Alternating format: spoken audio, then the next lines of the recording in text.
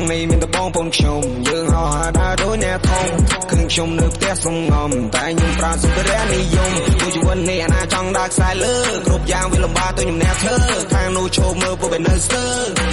អូយយោអាកូនក្មេងនេះមិនតន់ដឹងហើយអ្នកនៅក្មេងខ្ចីអ្នកកំចង់បាញ់បោះប៉ះចំខ្ញុំមកអ្នកលេងសុំដីអាយុជា20ខ្ញុំមកចាប់អ្នកចោះជំហានខ្ញុំលឿនមើលលបឿនចង់ហោះយានយន្តថ្មីទៅទិញមិនសមថ្ងៃសោះថ្ងៃនេះផ្ទុះបងទិញថែមស៊ុបក្រ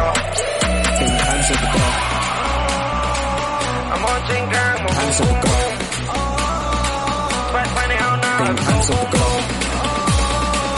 I'm watching gangថែមស៊ុបក្រអាកូនក្មេងនេះមិនតន់ដឹងហើយ